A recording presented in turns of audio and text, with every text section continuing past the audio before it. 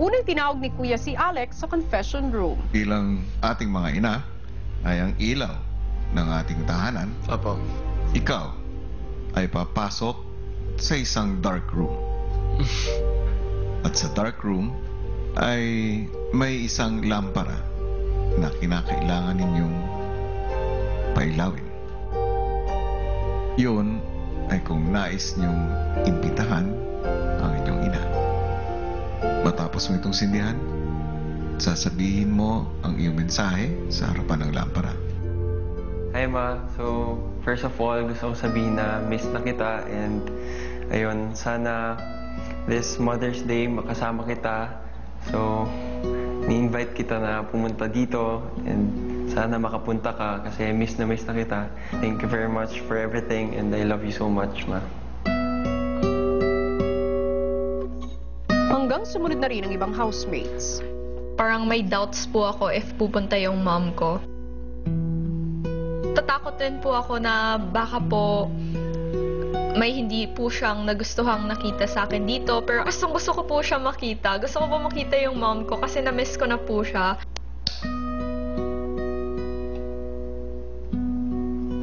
Mom, ang gusto ko man lang dire obrahon is to make ikaw, si Papa, proud. So, Mom, gusto ko lang tani makita ikaw. Gusto ko lang tani makita ang imo sweet smile. Mom, I love you so much. Happy Mother's Day.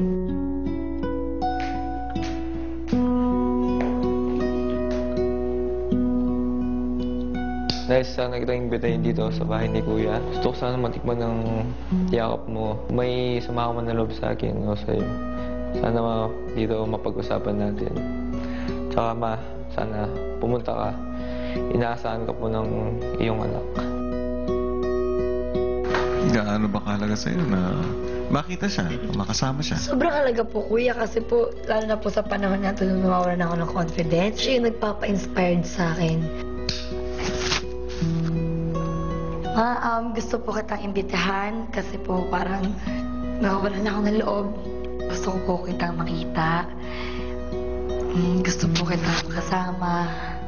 Gusto ko po ulit marinig yung boses mo. Gusto ko po ulit ikaw mahawakan. Yun lang. Love you, Ma. Thank you po. Nang sina George at Jaina ang mangungumbida, Buti na lang kurot tayo.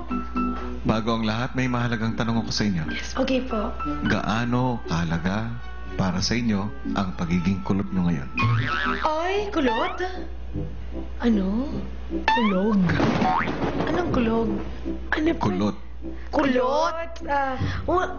Wala lang po. Yung importante po para sa akin, parang tugma po siya sa ngayon gagawin po natin, di ba? I-invite yung mom namin. So, para maging special yung pag-invite mo ng mama mo. Parang ganun po. Ooh. Miss you so bad. So much. So much. Mom? Ikaw na. Ma, first of all, alam ko, super proud ka sa amin, super happy ka sa amin dahil nandito kami. And one of the reasons ka bakit nagiging stronger pa kami dito.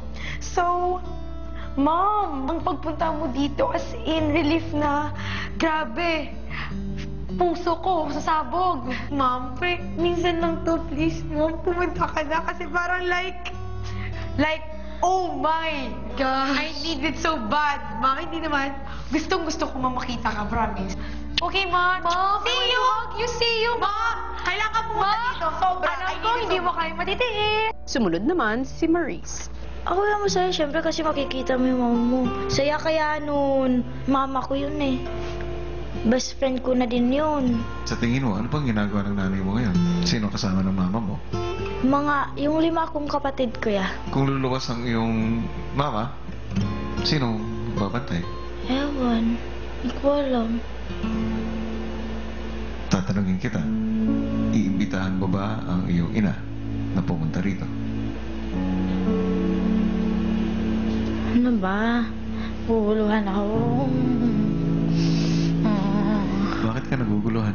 Ay, yung mga kapatid ko, kuya. Bakit? Ano yung mga kapatid mo? Maawa ako sa kanila kasi pupunta dito si mama. Then baka Ay, Kawawa naman yung mga kapatid ko.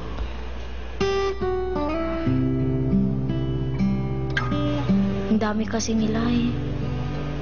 Iisa lang ako dito. Kaya ko naman sarili ko. Eh yung kambal, maliliit pa. Iimbitahan mo ba ang iyong ina na pumunta rito? Napansin mo ako. Pinili ko hindi ka papuntahin dito, Ma. Nabuhay na ako na wala yung mama ko sa tabi ko. Kasi alam ko yung hirap na napagdaanan ko na ayaw kong maranasan nila. Pero sa puso't isip ko, kuya, andito pa rin yung family ko, yung mama ko, nagluwal sa akin. Hindi dahil hindi kita pinapunta dito, Ma. Hindi ibig sabihin nun tinataboy kita o hindi kita mahal. Tama lang yung naging desisyon ko. Kasi mahal na mahal ko yung mga kapatid ko. Susunod, ano nga kaya ang magiging desisyon ni Roy? Ayaw mo? Ayaw mo ba? Parang 50-50 ka. Sino pa kaya sa housemates ang tutulad kay Maris na piniling hindi imbitahin ang ina?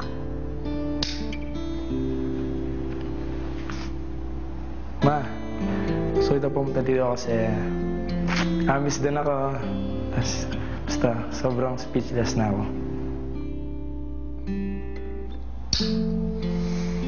I hope you're coming. I miss you so much. I regret that I said that I won't miss you. And I miss your kisses in your hugs. So I can't wait to see you, Mommy. Sana paunlakan niyo pong imbitasyon ko. One day lang po siya. Mother's Day. At alam niyo po kung gaano kahalaga yun sa akin. Kasi ikaw yung treasure ko, Ma. Isa ka sa mga pinaghuhugutan ko ng lakas ng loob. Ikaw yung strength ko.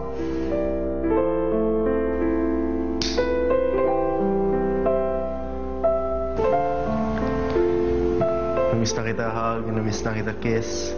And namiss ko na yung mga times natin na I-spend together. Sana talaga, we can make it this Mother's Day.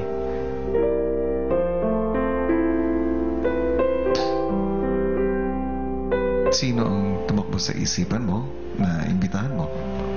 Lola ko po. Sa tagal na pinagsamahan po namin ng lola ko. Parang masabi ko nga po sa inyo, kuya, mas matimbang po yung lola ko kaysa sa mama ko. Yung iniimbitahan ko is si Mama Modi. Ma, ikaw yung pinili ko kasi alam mo na mas matimbang ka kesa kay Mama Lani. Parang sa ilang taong inalagaan mo ko, ilang taon akong lumaki, ikaw yung nakasama ko. Halos lahat po ng pangangailangan ko, kuya, pagpapalaki sa akin, kuya. Lola at lolo ko po, kuya. Kung gusto ko man po makita yung lola ko, alam ko naman po maiintindihan ako ng mama ko. At nang si Roy na ang sasalang, Sa pagpasok ba dito ng iyong ina, anong klaseng paghaharap ba na magkakaroon kayo? Siguro po hindi ako ganun ka-excite na makita siya. Tapos meron din part sa akin na gusto siyang makita, ganun po. May mga bagay akong gustong itanong sa kanya. Bakit, paano, ganun. Tapos, tsaka kung ano pong rason, kung bakit niya po mas pinili niya pang umalis. Ganun po kaysa makipag-usap, makipag-ayos. Kaya, Ano ang iyong desisyon? pwede po ko lang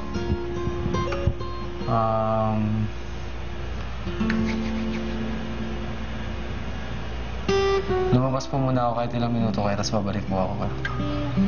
Sige. Ayun. Ano mas maganda, imbitahin ko si mama o hindi. Ikaw, decision mo yan, pero Ayaw mo? ayaw mo ba? Parang 50-50 ka. Hindi, edi gawin mo na lang. Kaya mo siya i-invite kasi gusto mo Miss pa siya. magkalinawan kayo kung ano mang gusto mo itanong. At least makakapag-usap kayo. Ang init ng bato ko. At sa pagpasok sa dark room ni Roy,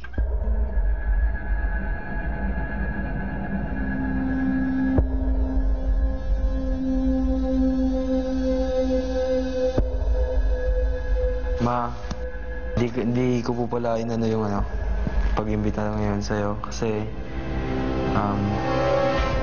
baka po hindi maging maganda ang kalabasan ng pagkikita natin ngayon kung sakali napagpasya ko po sa susunod na pagkakataon na lang po. Pag 100% na handa na akong magpatawad sa'yo. Handa na akong makita ka. Hindi po siya angkop dun sa para po sa Mother's Day kasi po parang kasi po dapat pag Mother's Day magpapasalamat po ganun. Hindi kung magnunumbat, magtatanong na kung ano po. Belated happy birthday, tsaka ingat ka na lang po lagi.